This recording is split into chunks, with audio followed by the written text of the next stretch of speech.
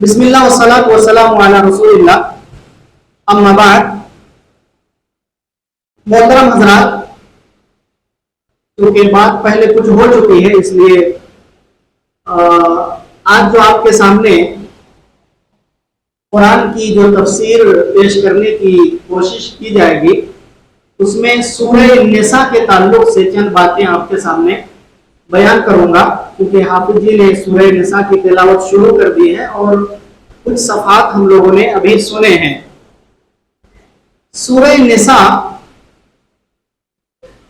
نساء کا معنی ہوتا ہے خواتین، عورتیں، نساء۔ اس سورت کے اندر 11 مرتبہ نساء کا لفظ آیا ہے، اس لیے اس سورہ کو سورہ نساء کہا جاتا ہے۔ سورہ نساء کہا جاتا ہے کیونکہ عورتوں کا زیادہ ذکر ہوا ہے اور عورتوں کے مسائل کا بھی ذکر ہوا ہے۔ اس سورہ کی فضیلت کے بارے میں سلف سے کچھ اقوال منقول ہیں، اور اللہ کے رسول صلی اللہ علیہ وسلم نے بھی ایک دو حدیث بیان کیا ہے۔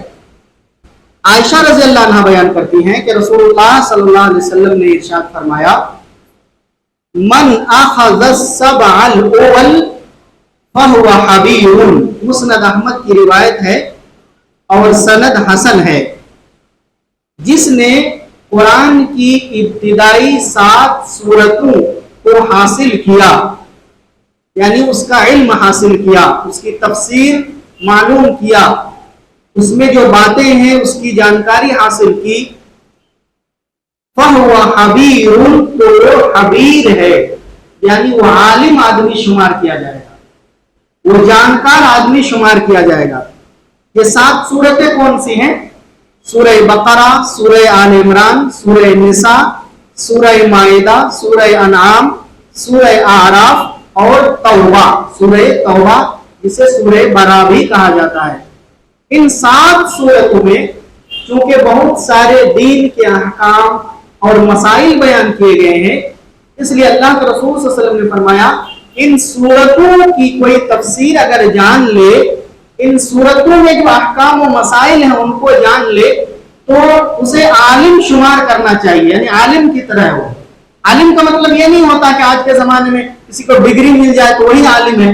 سلف کے زمانے میں کون سی ڈگری ملتی تھی؟ سرٹیفکیٹ ملتی تھی، لیکن وہ عالم ہوتے تھے کہ نہیں ہوتے؟ عالم کا مطلب یہ ہوتا ہے جو قرآن اور حدیث کا علم رکھے، جانکاری ہو، اسے عالم کہا جا سکتا ہے۔ اس سورت کی یہ فضیلت ہے۔ اس سورت کی جو پہلی آیت ہے، اس پہلی آیت کو اللہ کے رسول صلی اللہ علیہ وسلم ہر خطبے میں پیش کیا کرتے تھے۔ یا ایھا الناس اتقوا ربکم الذی خلقکم من نفس واحدہ، یہ جو آیت ہے اس کو ہر خطبے میں، جمعہ کا خطبہ نہیں، خطبہ حاجہ مطلب ہر خطبے میں، چاہے وہ جمعہ کا خطبہ، نکاح کا خطبہ یا عام کبھی بھی خطبہ آپ صلی اللہ علیہ وسلم دیتے تو آپ صلی اللہ علیہ وسلم ضرور اس آیت کی تلاوت کیا کرتے تھے۔ اس سے یہ معلوم ہوتا ہے کہ اس سورت کی اس ابتدائی آیت کی بھی بڑی اہمیت ہے، کیونکہ اللہ تعالیٰ نے اس آیت میں حقوق اللہ کا بھی حکم دیا ہے اور حقوق العباد کا بھی حکم دیا ہے۔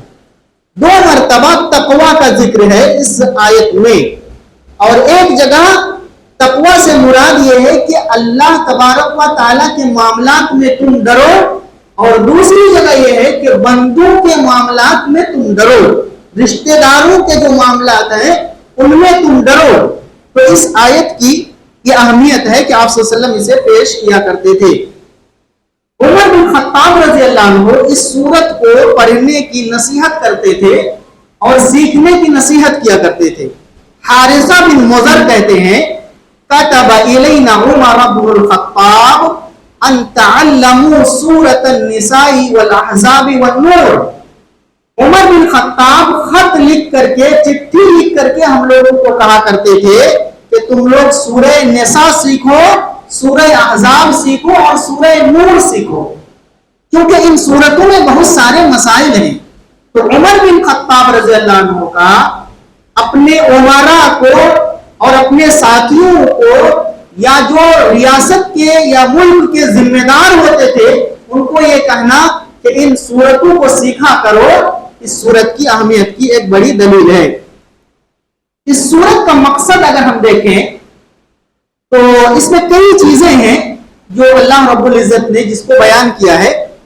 اس سورت کے اندر اللہ تعالیٰ نے لوگوں کے جو سیاسی مسائل ہیں، اسی طریقے سے سماجی اور معاشرتی مسائل ہیں، ان مسائل کا تذکرہ کیا ہے۔ اسی طریقے سے اللہ تعالیٰ نے خاندان سے لے کر کے ریاست تک کے مسائل کو اس سورت میں بیان کیا ہے، اور اس سورت کا ایک بہت بڑا ہدف یہ ہے، بہت بڑا مقصد یہ ہے کہ اللہ تبارک و تعالیٰ نے اس سورت میں عدل و انصاف کی بات کہی ہے، چاہے وہ عورتوں کے ساتھ عدل و انصاف کی بات ہو، رشتہ داروں کے ساتھ عدل و انصاف کی بات ہو، یا یتیموں کے ساتھ عدل و انصاف کی بات ہو۔ مطلب عدل و انصاف کو اللہ رب العزت نے مختلف مقامات پر مختلف انداز میں اجاگر کیا ہے اور بیان کیا ہے کہ تمہیں اپنے ہو یا پرائے ہو، یتیم چھوٹے بچے ہی کیوں نہ ہو، ان کے سلسلے میں تمہیں کیا کرنا ہے؟ انصاف سے کام لینا ہے۔ اس سورت کی ایک خصوصیت یہ ہے کہ اس سورت کے اندر اللہ تبارک و تعالی نے اپنے 42 نام ذکر کیے ہیں۔ کتنے؟ 42 نام ذکر کیے ہیں۔ پڑھے لکھے لوگ اس کو زیادہ سمجھ سکتے ہیں۔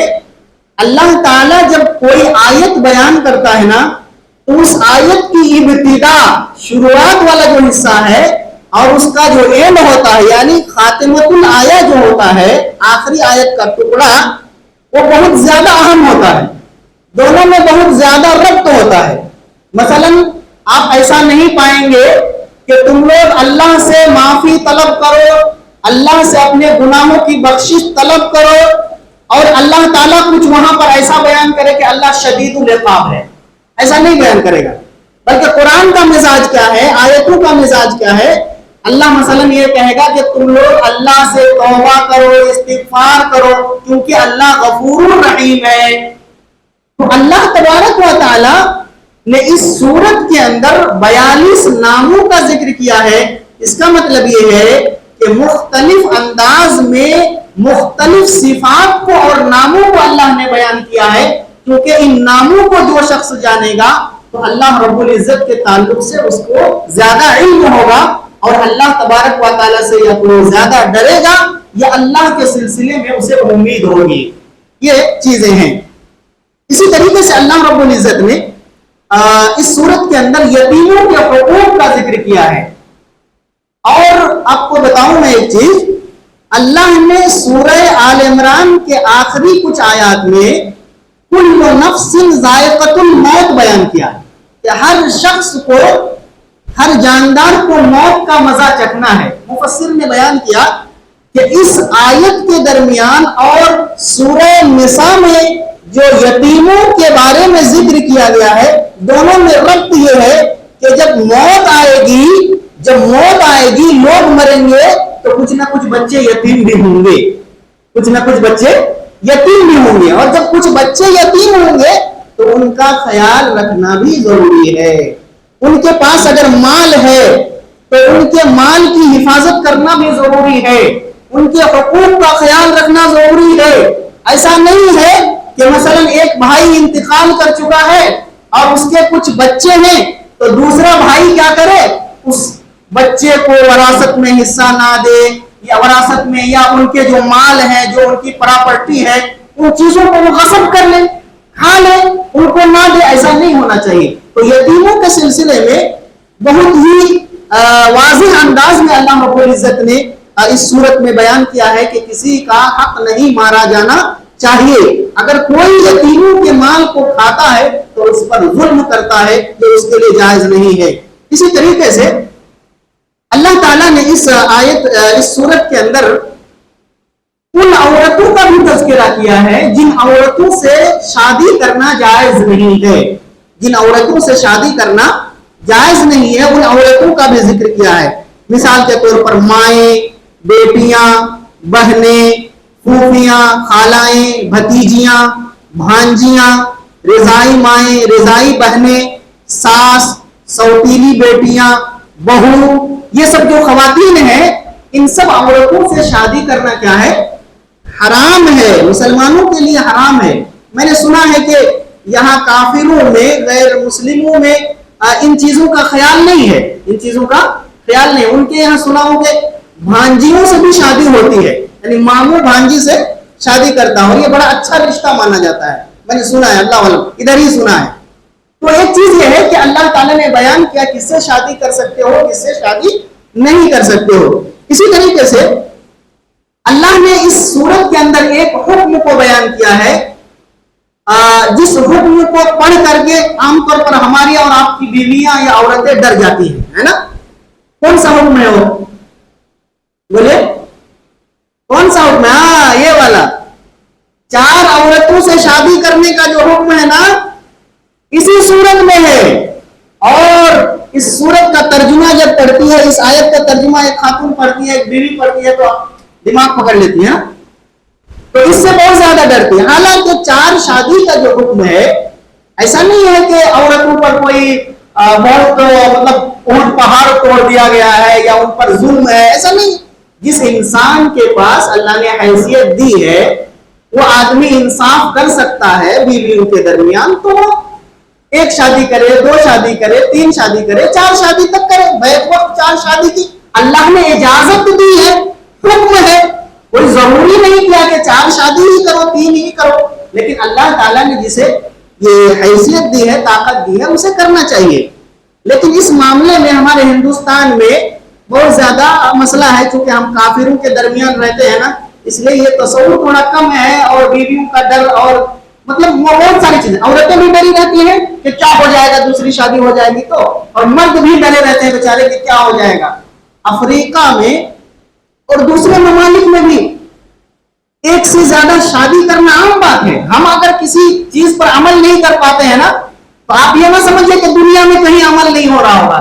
अल्लाह की ये किताब, अल्लाह का ये कुरान, अल्लाह का हुक्म पूरी दुनिया के लिए है।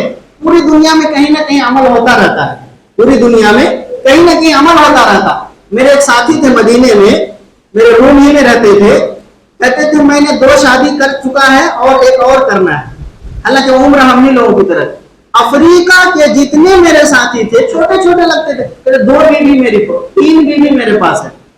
एक आदमी तो कह रहा था कि अगर हमारे यहाँ 1 शादी करो ना, तो मजलिस में, मीटिंग में मशवरा देने का हक नहीं होता उसको।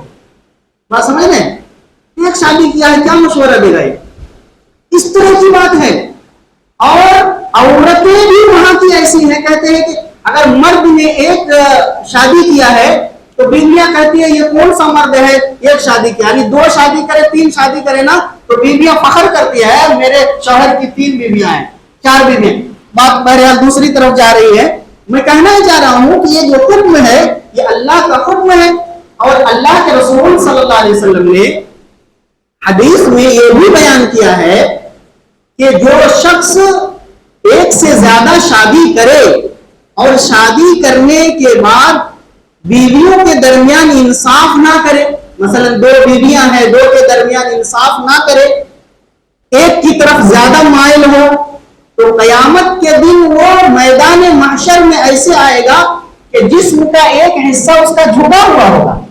एक बीवी की तरफ झुके थे ना, तो अल्लाह ताला झुका देगा एक तरफ का हिस्सा, ताकि लोगों को मालूम हो कि इसने शादी तो किया था, लेकिन मजे लेने के लिए किया था, इंसाफ नहीं किया था। आज लोगों देखो कि इसने इंसाफ ना करने की वजह से आज इसकी हालत ये है, आज इसकी हालत ये। अल्लाह के रसूल सल्लल्लाहु अलैहि वसल्लम ने बयान किया। हाँ, एक चीज यहां पर ये है कि जो कल्बी मैलान है, कल्बी मैलान का मतलब ये है इंसान के पास 2-3 बीवियां हैं, हर एक से एक तरह की मोहब्बत नहीं हो सकती है।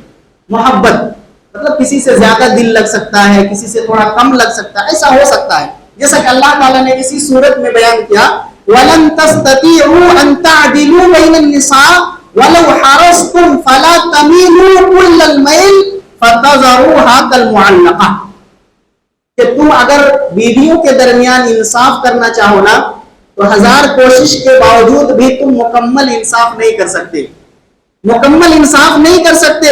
इसलिए तुम मुकम्मल तौर पर किसी एक की तरफ हाल ना हो जाओ कि दूसरी को तुम लटकती हुई छोड़ दो, मुअल्लक छोड़ दो, ना हक के ज़ौजियत अदा कर रहे हो, ना उसे तलाक दे रहे हो, बीच बीच में वो पड़ी हुई है। तो कल्बी जो मैलान है, यानी किसी से ज्यादा दिल लगना, ऐसा हो सकता। अलबत्ता खर्चा पानी, राशन पानी में कोई भी यहाँ पर गुंजाइश नहीं है। जिसको जितनी जरूरत है उसको उसी हिसाब से, इंसाफ से देना जरूरी है। खुद अल्लाह के रसूल सल्लल्लाहु अलैहि वसल्लम की सीरत का अगर हम मुताला करेंगे तो आप सल्लल्लाहु अलैहि वसल्लम को सबसे ज्यादा मोहब्बत किस बीवी से थी? आयशा सिद्दीक़ा रज़ियल्लाहु अन्हा से थी। नबी होकर के भी, क्योंकि दिल का मालिक अल्लाह है ना भाई, या मुसर्रिफुल कुलूब या मुक़ल्लिबुल कुलूब, दिल का मालिक अल्लाह है। तो दिल इधर उधर कभी हो सकता है, लेकिन आप ये करें कि इंसाफ ना करें, खर्चा पानी ना दे, ये जायज नहीं है, बल्कि इस सिलसिले में वईद है। सलफ को अगर हम और आप देखें तो सलफ में इस चीज पर बहुत ज्यादा जोर दिया जाता था, इहतिमाम किया जाता था। 2 शादियां करते थे, 3 करते थे, लेकिन बहुत इंसाफ किया करते थे। जाबिर बिन ज़ैद कहते हैं कि मेरी 2 बीवियां थी, वकुन्तु आदिलु बैनहुमा, मैं उन दोनों के दरमियान इंसाफ करता था, हत्ता फिल कुबलते, यहां तक कि बोसा लेने में भी इंसाफ करता था। बताइए, एहतियात देखिए, बोसा लेने, किसी से अगर 2 मरतबा बोसा लिया है तो दूसरे से भी 2 मरतबा बोसा ले।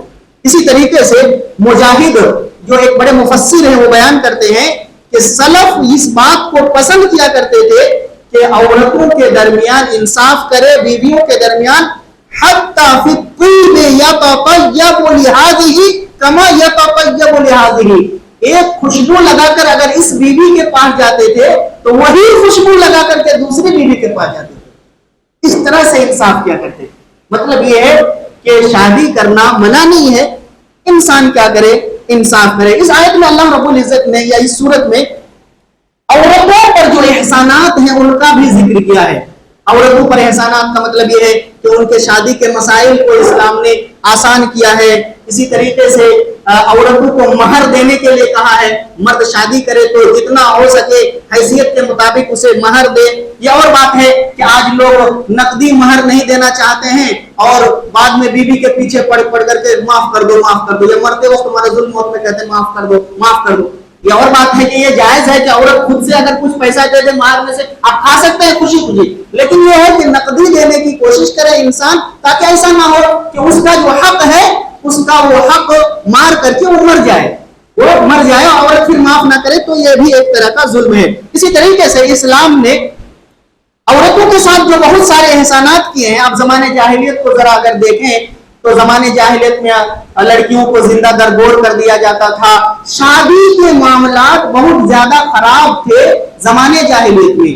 यहां तक कि किसी का अगर शौहर मर जाता था तो उस औरत से कोई जबरदस्ती शादी कर लेता था, या कुछ लोग इसके उल्टा करते थे कि उसको शादी करने की इजाजत ही नहीं देते, शादी करने की इजाजत नहीं देते। यहां तक कि कुछ लोग क्या करते थे, जबरदस्ती अपने भाई से, भतीजे से उसका निकाह कर देते थे। यहां तक कि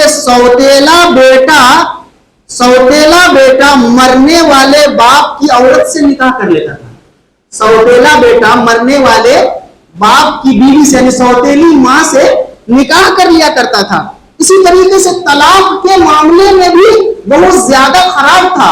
तलाक दे देते थे, उसके बाद क्या है, दूसरी तलाक नहीं देते थे, मतलब छोड़ दिया, ना खर्चा, ना पानी, ना कुछ।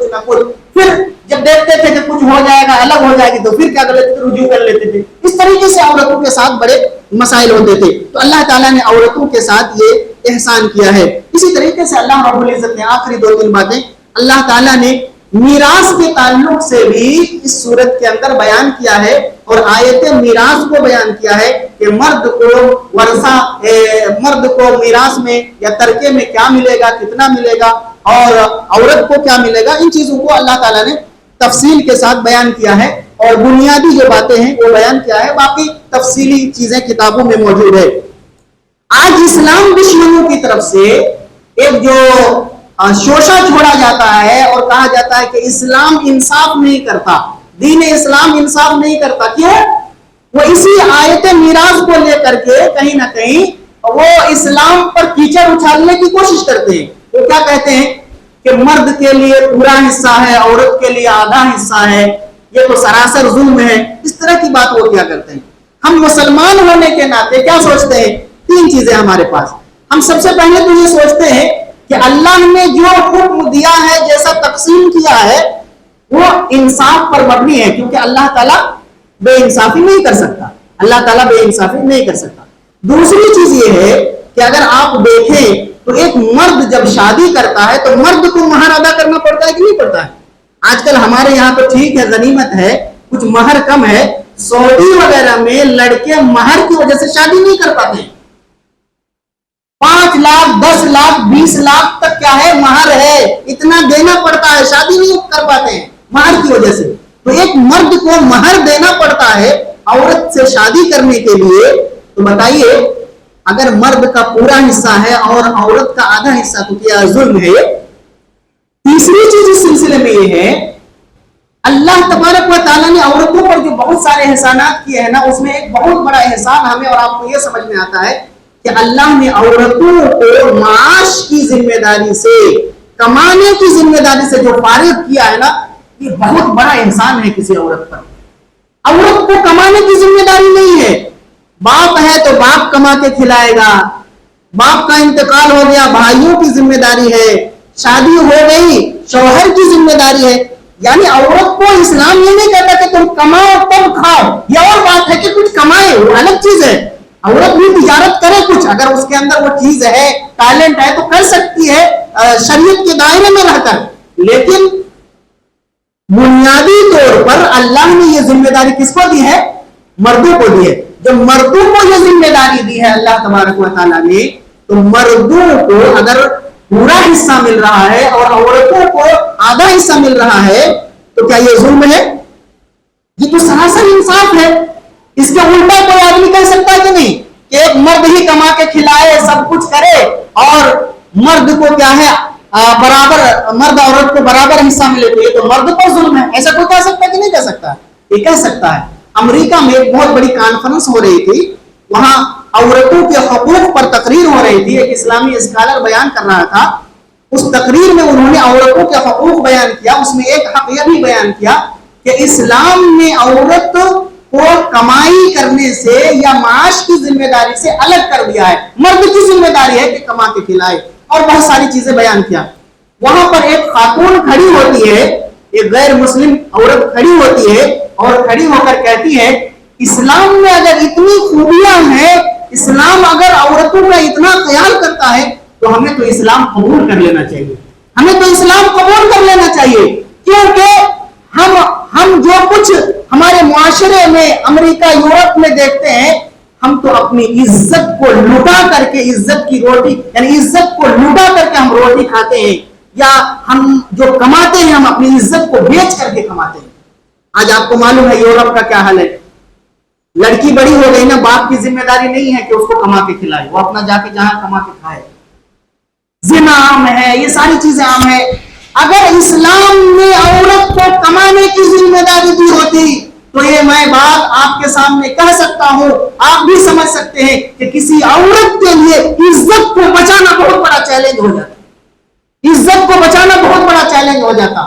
وہ کما کر کے نہیں کھاتی، وہ عزت کو لوٹا کر کے کچھ پیسے حاصل کر کے کھاتی۔ اس لیے عورتوں کو اس احسان کو یاد رکھنا چاہیے، اس احسان کو یاد رکھنا چاہیے کہ اسلام نے ان کے ساتھ کس طرح کا احسان کیا ہے۔ اس کے علاوہ بھی کچھ چیزیں ہو سکتی ہیں، لیکن میں اپنی بات کو یہیں سے ختم کرتا ہوں، اللہ تعالیٰ سے یہ دعا کرتے ہوئے کہ پروردگار عالم ہم تمام لوگوں کو دین اسلام کو صحیح ڈھنگ سے سمجھنے کی توفیق عطا فرما، دین اسلام کی تعلیمات جو ہیں ان کو سیکھنے کی اور دوسروں تک پہنچانے کی ہمیں توفیق عطا فرما۔ اقول قولی ھذا واستغفر اللہ لی ولکم ولسائر المسلمین فاستغفروہ انہ هو الغفور الرحیم۔